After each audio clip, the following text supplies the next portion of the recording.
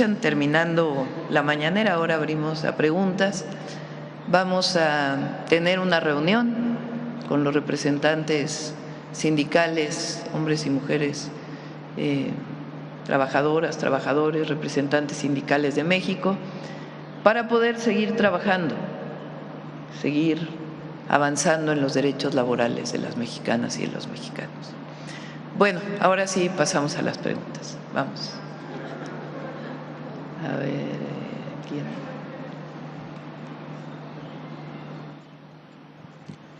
Buenos días a todos. No me levanto para no estorbar a los de atrás. Presidenta, soy Mireya Cuellar de La Jornada en Baja California y quisiera preguntar precisamente sobre el tema de los trabajadores agrícolas de San Quintín. Este certificado es para las empresas exportadoras, pero San Quintín tiene un esquema muy particular de producción que se ha venido dando en los últimos tiempos. Hay dos empresas, una exportadora y otra productora local. La productora local, sí, empresas de Estados Unidos, las dos, que además son la misma empresa, nada más que tienen distintos nombres. Entonces, estas empresas subcontratan con rancheros, productores locales, que ellos asimismo son los que contratan a los trabajadores. Entonces, toda la gente que corta en esta fiebre que hay hoy en San Quintín por los frutos rojos, las famosas berries, toda esa gente que es ni siquiera subcontratada, porque uno puede ir a trabajar y no le preguntan ni cómo se llama, a ellos no les interesa.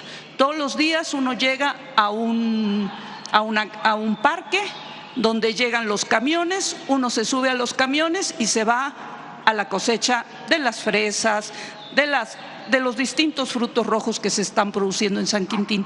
¿Cómo le van a hacer para controlar ese proceso? Porque la gente que trabaja en todos estos ranchos, a los que le entregan la producción, que les entregan las empresas de Estados Unidos la planta ya para que produzcan, y hay muchas características muy especiales. Es un tema bastante complejo.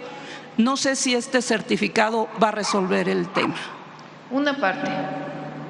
El objetivo de este certificado es que toda exportación lleve garantizado el número de trabajadores que debe tener la empresa que está exportando y los derechos laborales y su inscripción en el Instituto Mexicano del Seguro Social. Esa es una parte y ayuda muchísimo para la garantía de los derechos laborales de los trabajadores agrícolas, de los jornaleros agrícolas. Pero no solo estamos haciendo eso. Estamos iniciando con el Plan de Justicia para San Quintín un modelo integral de apoyo a las y los jornaleros. Se instaló hace unas semanas, con la presencia de prácticamente todo el gabinete, todos los secretarios y secretarias, un centro de justicia laboral para San Quintín. No existía un espacio de la Secretaría del Trabajo en donde los trabajadores, las trabajadoras agrícolas puedan ir a decir: yo estoy contratada de esta manera, y garantizar que deban de ser contratados directamente por la empresa y no a través de esquemas de terciarización. Ese es lo primero. Lo segundo, en el Plan de Justicia para San Quintín estamos garantizando vivienda. Hay muchos trabajadores y trabajadoras que llegaron a San Quintín, tienen 30 años ahí, están viviendo con viviendas que no han sido regularizadas. Entonces estamos en un proceso de certificación y de apoyo para la mejora de la vivienda. Pero no solo eso, estamos construyendo viviendas para los trabajadores temporales, aquellos trabajadores que migran, que llegan, trabajan 6, 7 meses y regresan a sus comunidades, de tal manera que no vivan en estas condiciones de mucha precarización en las que están viviendo. Estamos construyendo más escuelas, estamos construyendo un hospital del Instituto Mexicano del Seguro Social, y la Secretaría del Trabajo, junto con el Instituto Mexicano del Seguro Social, tiene la instrucción de la presidenta de que las empresas que contratan jornaleras y jornaleros agrícolas no contraten a través de estas empresas, muchas de ellas de transporte, que llevan a los trabajadores a los campos. Entonces es un modelo integral de justicia para San Quintín. Este modelo lo vamos a consolidar primero ahí durante el 2026 y ya estamos en el censo para zonas, por ejemplo, como Cajeme en Sonora.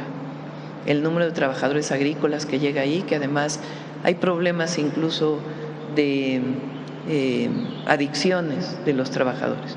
Sinaloa, recientemente le instruí a la Secretaría de Gobernación para que vaya a la zona de Nabolato, en donde hay trabajadores agrícolas que llegan, migrantes principalmente de Chiapas, de Oaxaca, y que se establezca un plan de justicia. Entonces, en las zonas más importantes, en donde llegan los trabajadores agrícolas, estamos haciendo los planes de justicia integral que garanticen las condiciones de vida y el bienestar de las y los jornaleros, que es uno de los sectores más sobreexplotados y que siguen viviendo incluso condiciones de trabajo infantil. Entonces, estamos ahí y vamos a garantizar la justicia laboral y la justicia social para todas y todos los trabajadores agrícolas. Y bueno, yo nada más le quisiera plantear otra situación.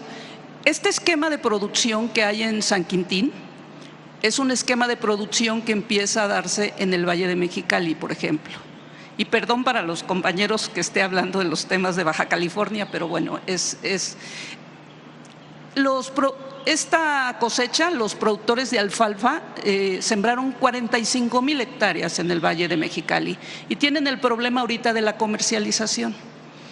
Entonces, lo que comentan otros productores, ya no se produce mucho trigo. Hace 15 años en el Valle de Mexicali se producían más de 100,000 toneladas se producía muchísimo trigo, se sembraban muchas hectáreas. Hoy día se siembran 35,000 hectáreas. ¿Por qué? Bueno, pues porque el precio del trigo, ellos dicen que les cuesta producir el trigo 7,000 pesos por tonelada, pero en el mercado internacional lo pagan en 4 o en 5,000. Entonces no les resulta.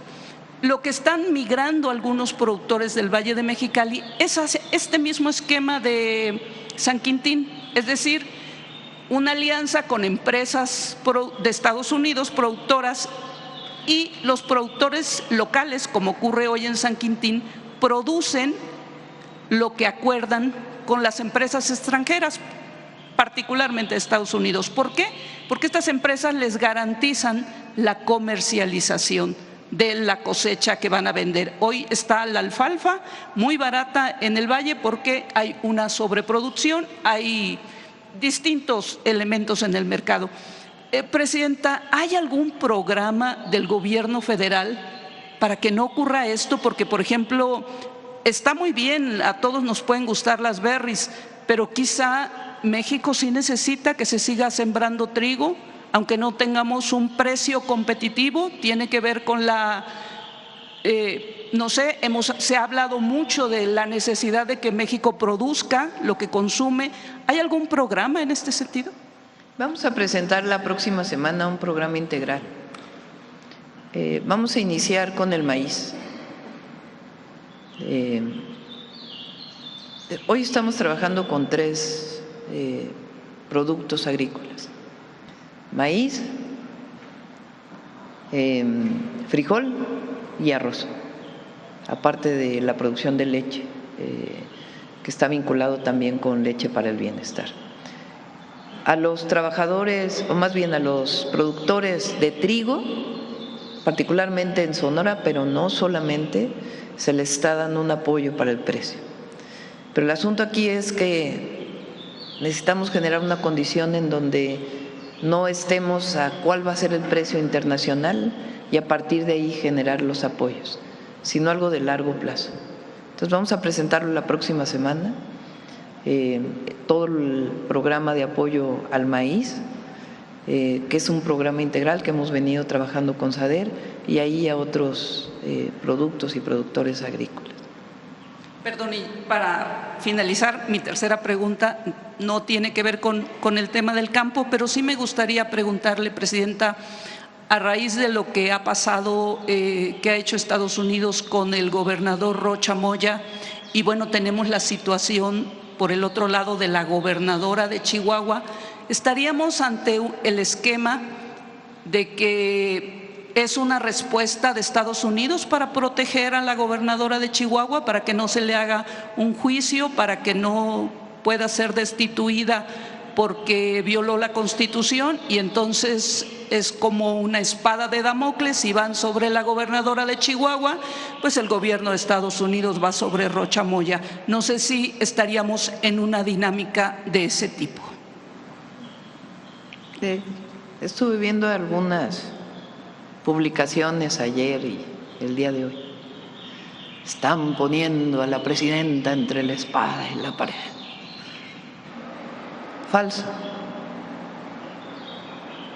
En México decidimos los mexicanos, para empezar, las y los mexicanos.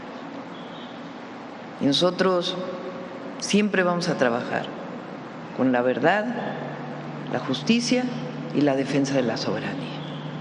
En el caso de Chihuahua, en el caso de Sinaloa y en cualquier otro caso. Esta idea de la derecha, del PRIAN, del MacPRIAN, que han estado difundiendo, esta idea de que si dices muchas veces lo mismo, entonces se convierte en verdad. Una mentira que se dice tantas veces se convierte en verdad. Nada más hablando de nuestro gobierno. Redujimos los homicidios dolosos en 44%. El Consejo de Seguridad envió a 94 delincuentes a los Estados Unidos, de todos los grupos delictivos,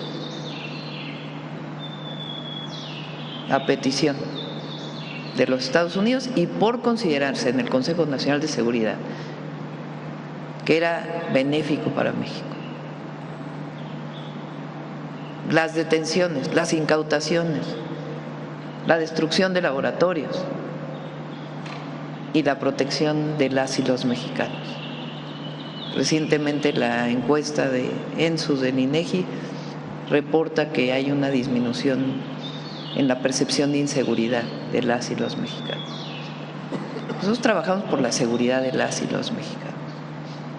Con Estados Unidos cooperamos, nos coordinamos, pero lo he dicho muchas veces, nunca nos vamos a subordinar, porque es un asunto de dignidad. ¿De quién? Del pueblo de México y de la nación. El caso Chihuahua lo lleva la Fiscalía, el caso Sinaloa lo lleva la Fiscalía. Hay instancias, instituciones en las que creemos que están llevando estos casos y ellos tienen que informar. Pues la presidenta está fuerte, está sólida y muy segura. Por una sola razón, nunca nos vamos a separar del pueblo de México y siempre vamos a defender la soberanía por encima de todo. Y tenemos muy claro, y estoy tranquila, sin ningún problema, por una cosa: es tiempo de la defensa de los principios. Y hay un principio que se llama soberanía, y esa no se negocia.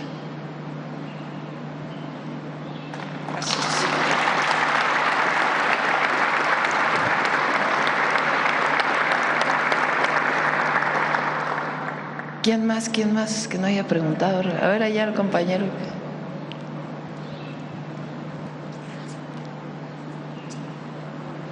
Hola, Presidenta, buenos días. César Huerta, de la revista Polemón. Presidenta, abonando un poquito con lo de San Quintín, a mí me tocó estar hace unas semanas en San Quintín y me tocó hablar con algunas también mujeres jornaleras y destacar sobre todo que lo que decía la ahora secretaria del Bienestar, Adriana Montiel, que hay más mujeres jornaleras que hombres trabajando en este momento y que son las que pues se levantan desde las 4 de la mañana, hacen el lonche, salen a trabajar, y que además lo que me decían ellas es pues que terminan con la espalda muy desgastada por tanto estar dobladas, agachadas, recogiendo esto. Pero lo que a veces uno dice, bueno, solo se trata de sufrimiento, de dolor, y lo que me sorprendió mucho era lo que me decían, pues de que el campo, trabajar en el campo es muy bonito, no solamente es pesado, sino porque hay el olor a fresas, a tomates recién cortadas, a no respirar el smog y estar en el campo.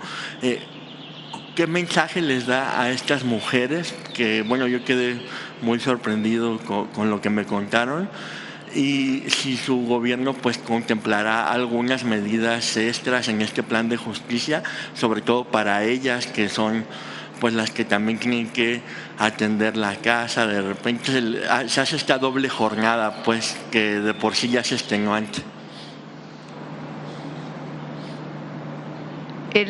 Si recuerdan, el presidente López Obrador llamaba al periodo neoliberal el neoporfirismo. ¿Qué pasó en el periodo neoliberal? Privatizaron el ejido. Esta privatización del ejido llevó nuevamente a la acumulación de tierras en muchos lugares. La falta de apoyos que se dio al campo, que no se dio, más que también a los grandes productores, a los pequeños productores, pues solo el Procampo y nada más. Entonces se generó durante los últimos años, todo el periodo neoliberal, de nuevo la producción para la exportación.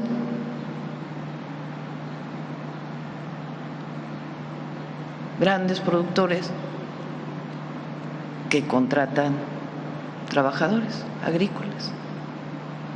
Y se generó nuevamente, como en el porfiriato, un esquema de sobreexplotación del el jornalero agrícola. ¿Qué esquema de sobreexplotación? Más de 8 horas de trabajo, sin contratación directa, a través de contrataciones externas, el uso de plaguicidas afectando la salud, el contrato de niños y niñas. Es decir, no el contrato de trabajadores del campo sin derechos laborales, basado en la sobreexplotación para la exportación, muchos de ellos. Con la transformación, uno de los temas que se hizo, creo que fue en el 24, fue la aprobación de una ley que garantizara que todos los trabajadores agrícolas deberían tener inscripción al Seguro Social. Y algunas otras acciones que se hicieron con el presidente López Obrador. Ahora nos toca a nosotros garantizar la seguridad social de las y los trabajadores agrícolas y que se cumplan todos los derechos laborales, incluso que las y los hijos e hijas de trabajadores y de jornaleros agrícolas tengan lo necesario para poder vivir adecuadamente, que se trabajen 8 horas, que no sean estas largas jornadas de trabajo. Y por eso es el plan de justicia de San Quintín, y de ahí vamos a los planes de justicia de otros lugares, porque no solo es lo que se haga jurídicamente, sino garantizar que la ley se cumpla. Y eso es lo que estamos desarrollando con estos planes de justicia en los distintos lugares del país en donde se contrata a los jornaleros agrícolas. Adicionalmente, apoyando al pequeño productor, al ejidatario, para que garantice el cultivo para el autoconsumo y también para la venta o para la transformación y la recuperación de la milpa, particularmente en el sur-sureste del país, donde se sigue sembrando maíz nativo. Entonces, un programa integral que ya hemos venido desarrollando y que estamos fortaleciendo y le vamos a presentar muy pronto. Presidenta, y sobre el tema laboral, preguntarle cómo es que se logró también que todas estas políticas del trabajo impactaran en la reducción de la pobreza extrema. Bueno, el salario mínimo lo dice el INEGI. El aumento al salario mínimo y los programas de bienestar son los 2 elementos sustantivos para la disminución de la pobreza. Se llama redistribución de la riqueza. Así de sencillo. Si el trabajador gana más, pues hay más distribución de la riqueza.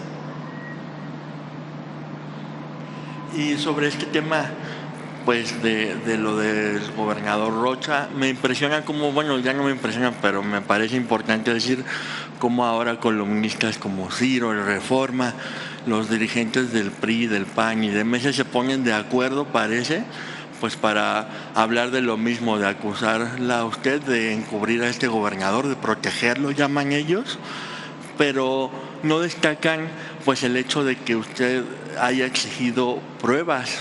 ¿Qué nos puede decir al respecto? ¿Por qué siguen esta línea de Washington estos Lo que medios? comenté ayer fue muy claro, la Fiscalía tiene que hacer el análisis, porque es la autoridad competente.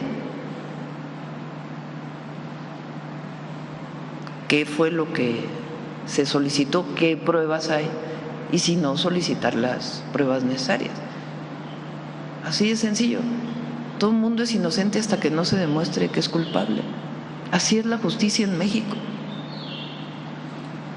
Entonces, tiene que demostrarse dentro de nuestro marco jurídico, en efecto, la responsabilidad de una u otra persona, para cualquiera, un servidor público o un mexicano o mexicana. Pero lo que no puede ser es que se hable del Estado de Derecho y se juzgue previamente.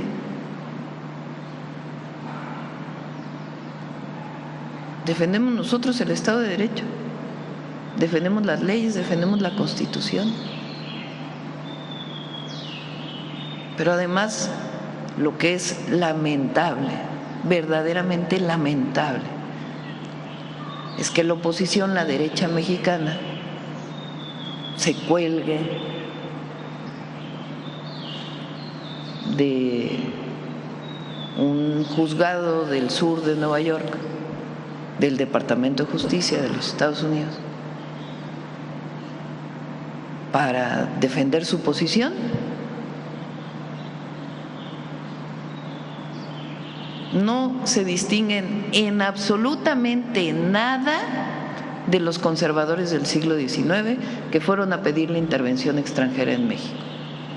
No hay diferencia. Ellos lo que quieren es la intervención externa porque no tienen proyecto de nación, porque no tienen nada que ofrecerle a las mexicanas y los mexicanos, más que mentira, mucha hipocresía y también la intervención externa. ¿Qué diferencia hay con los conservadores que fueron a pedirle a Maximiliano que viniera a México a gobernar? Ninguna. Por eso digo, ¿quiénes son los antecedentes de la derecha mexicana? Del MacPrian completito. ¿Quiénes son? Y de sus dirigentes. ¿Quiénes son los antecedentes? Pues son Santana, son Porfirio Díaz, esos son. Iturbide. Nosotros no. Nosotros estamos orgullosos de ser admiradores, seguidores de Hidalgo, de Morelos, de Guerrero, de Leona Vicario, de José Ortiz, de Juárez, de Zapata, de Villa, del general Lázaro Cárdenas. Esos son nuestros referentes históricos. Es más, son los referentes del pueblo de México y por eso son nuestros referentes. Madero. Y ya por último, Presidenta, según tengo entendido, México y Estados Unidos están obligados por el Tratado de Asistencia Jurídica Mutua de 1987, pues a aportar pruebas suficientes, respetar la confidencialidad y seguir los canales formales en cualquier solicitud de detención o extradición. Eso ya le corresponde, ¿sí?, a la Fiscalía y a los jurídicos. Vale, muchas gracias. Vamos, ¿quién más? Ay, a ver, Poncho, ni te había visto. Me castigaron acá en la esquina, Presidente. Muy buenos días. Primero que nada, felicitar a todos los trabajadores de México y recordar que el trabajo del empresario es administrar la riqueza, porque la riqueza la crea el trabajador. Entonces, por eso los felicito. Poncho Gutiérrez, de SDP Noticias y de Estéreo 100. Presidenta, ¿en qué momento considera usted que la cooperación entre México y Estados Unidos para combatir el crimen, cooperación, coordinación, en qué momento se marca una raya y ya le podríamos llamar intervencionismo? ¿En qué momento deja de ser cooperación y ya se convierte en agresión, se convierte en vulneración a nuestra soberanía? Acordamos con el gobierno de los Estados Unidos 4 principios, con las distintas instituciones del Departamento de Estado de los Estados Unidos, en el entendimiento de colaboración para temas de seguridad. Con los 4. Respeto a la soberanía y la integridad territorial. Así está escrito en el entendimiento. Responsabilidad compartida y diferenciada. ¿Qué quiere decir eso? A cada quien nos toca una parte.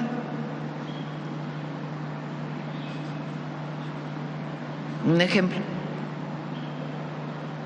Estados Unidos tiene un problema grave de consumo de drogas. A ellos les corresponde pues hacer todo lo que tengan que hacer para disminuir ese consumo. En el terreno de la salud pública,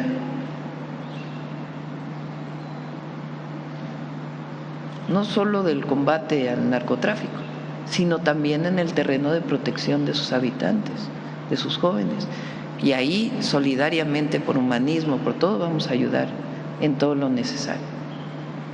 Responsabilidad compartida y diferenciada. ¿Diferenciada por qué? Porque a Estados Unidos le corresponde una parte y a México le corresponde una parte, en el marco del respeto a la soberanía y la integridad territorial.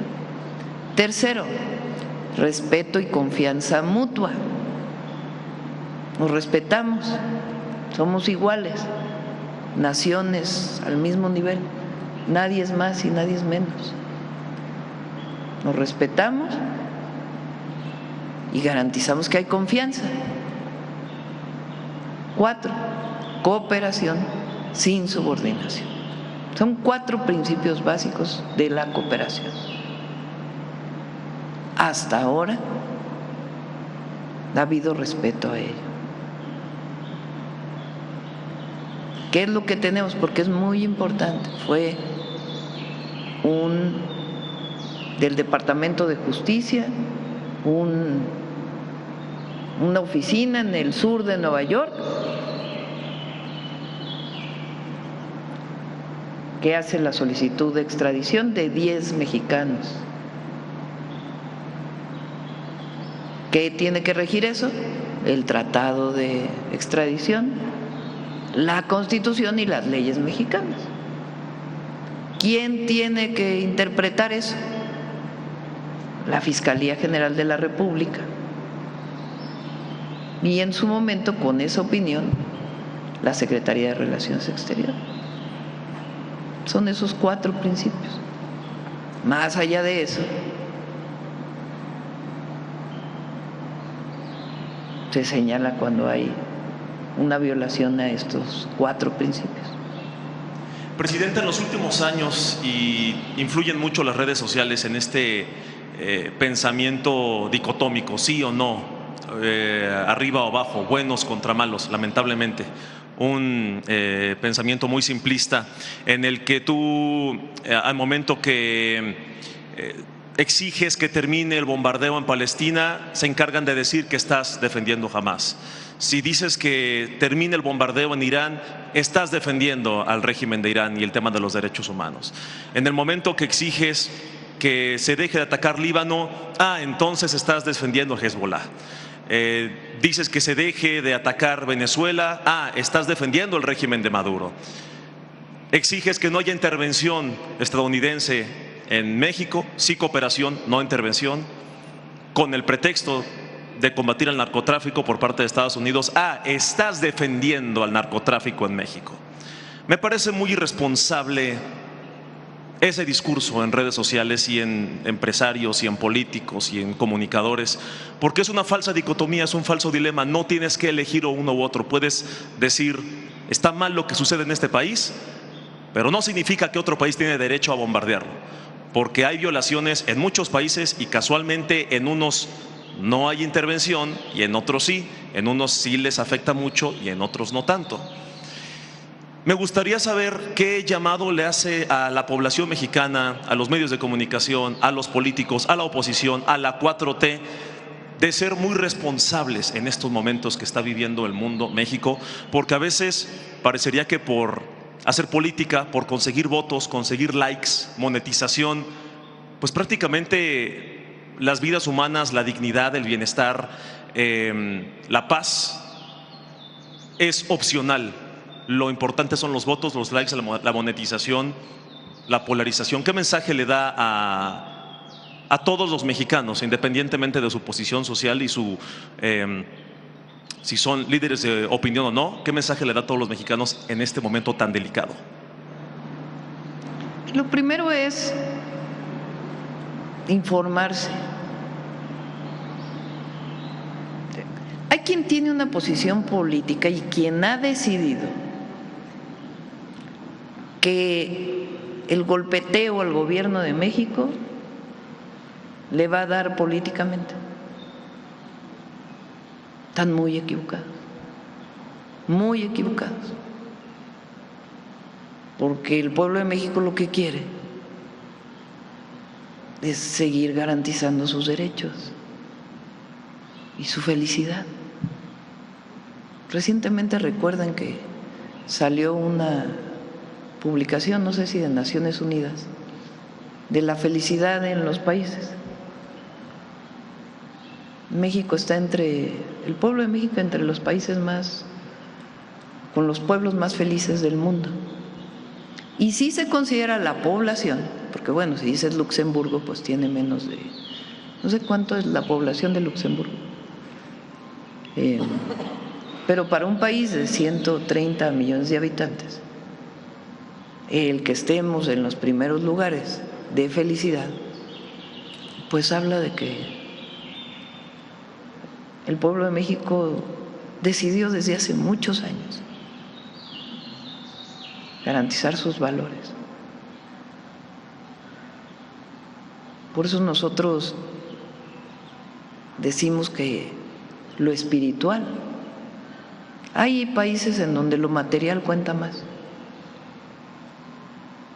En México, en el pueblo de México, la historia nos dice, desde los pueblos originarios, las grandes civilizaciones hasta la fecha, que el pueblo de México decidió garantizar lo espiritual y sus valores. Y cuando esos valores se juntan con los valores del gobierno y no hay divorcio, y hay más derechos, y hay mejores condiciones de vida, y se sabe que se está trabajando por el bienestar del pueblo, pues entonces nos encontramos en lo que pedía Morelos, que era esencialmente los gobiernos están dedicados o deben dedicarse a la felicidad del pueblo. Entonces el pueblo tiene muy claro toda esta andanada de propaganda en contra, de mentiras, de orientaciones, pues es la crítica a nuestro gobierno.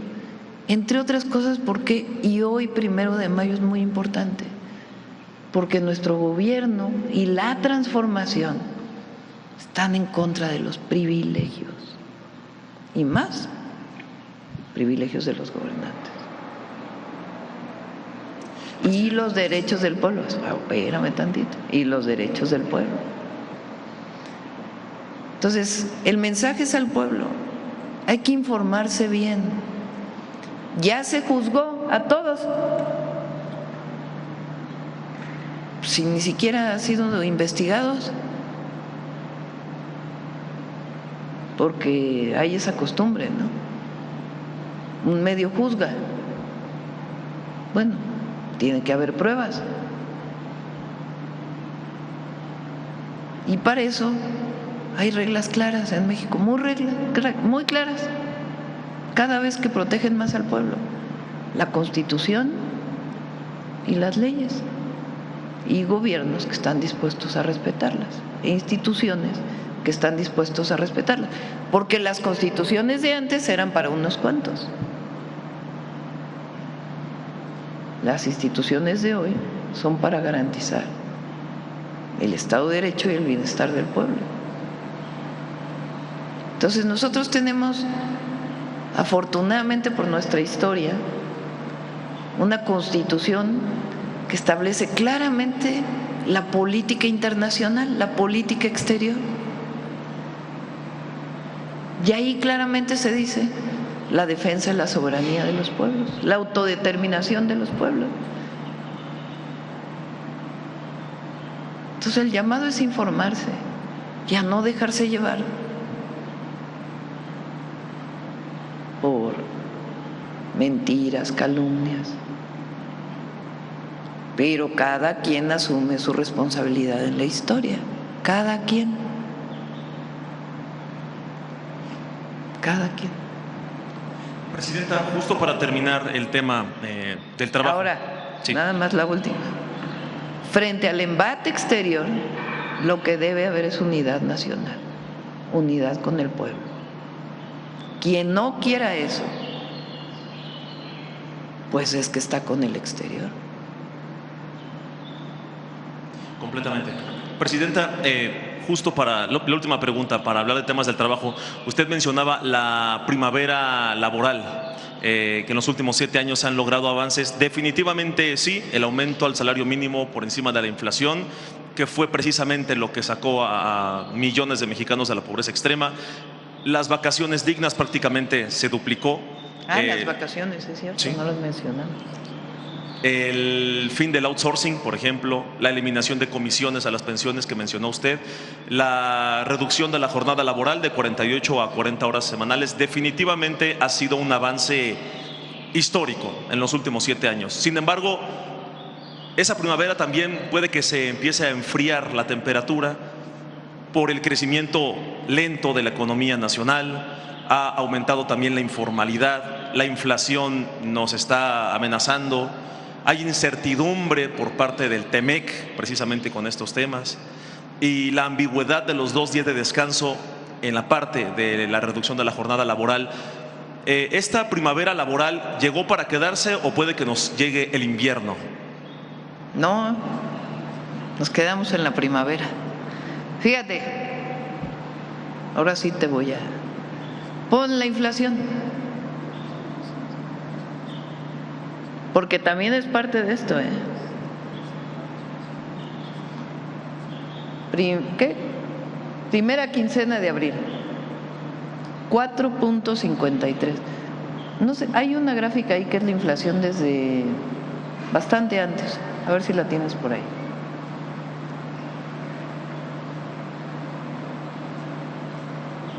¿Qué pudo habernos afectado? El aumento en el precio del petróleo, y está en $120 el barril. ¿Qué hicimos? Garantizamos la gasolina a menos de 24 pesos. Si no hubiéramos actuado, la gasolina hoy estaría a más de 30 pesos. Ahora garantizamos en un nuevo acuerdo, la próxima semana tiene que mostrarse en las gasolineras, el diésel a 27 pesos. El diésel podría estar, si no hubiéramos actuado, a 35 pesos. Lo estamos garantizando a 28 pesos más o menos, y va a bajar más a 27 pesos. Por un esquema del gobierno de incentivos, le entraron los bancos a ayudar, le entraron las empresas de vales, y los gasolineros están entrando también a apoyar, y Pemex también está haciendo su parte. El PASIC, el acuerdo para que no aumenten 24 productos básicos de la canasta básica, 910 pesos. y en muchos lugares se está vendiendo menos. ¿Qué tenemos problema ahora? Algunos productos que los mexicanos, las mexicanas y los mexicanos usamos mucho. El jitomate, que en algunos lugares sí está sobre 70 pesos el kilo, pues es mucho. ¿Qué estamos haciendo? Ya los compañeros de SADER ya se reunieron con las centrales de abasto, con los productores, y viene una siguiente reunión con las tiendas de autoservicio para garantizar una disminución del precio del jitomate. Y así. Entonces, pero fíjate la inflación de 1980 a 2026. Periodo de la Madrid de las inflaciones más altas. Luego bajó. Con Fox estaba, a ver, en 2000, 9%. 9%.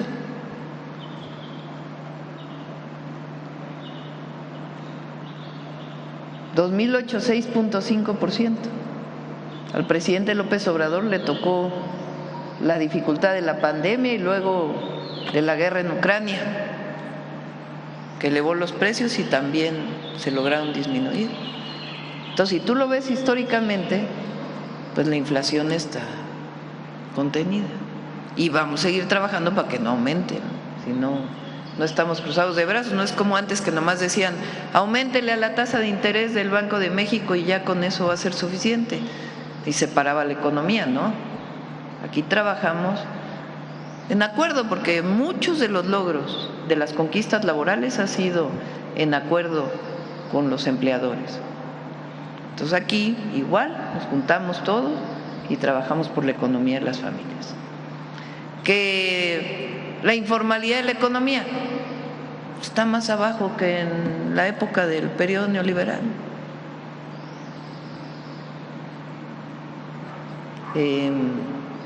¿Qué otra cosa dijiste? La ambigüedad de los 2 días de descanso obligatorios. No, eso no va a afectar si ya hay un acuerdo con los empleadores. Va a seguir aumentando el salario mínimo, además. Nos comprometimos y lo vamos a cumplir. Y el tema ahorita del TEMEC se va a resolver, No tenemos más o menos se va a resolver. El lunes se los adelanto, vamos a hacer un montón de medidas para fortalecer la inversión privada en México. El lunes las vamos a anunciar. Un acuerdo de simplificación de trámites así, pero radical, entre otras acciones que vamos a hacer para fortalecer la inversión privada. La primavera laboral llegó para quedarse, no se va a ningún lado. Gracias, presidente. Vámonos. Gracias a todas y a todos. Cerramos Día del Trabajo. Que vivan las trabajadoras y los trabajadores de México. Gracias. La firma.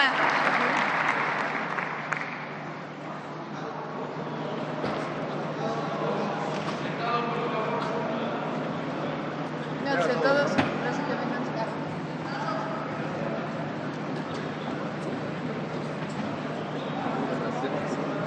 Quería ir yo desde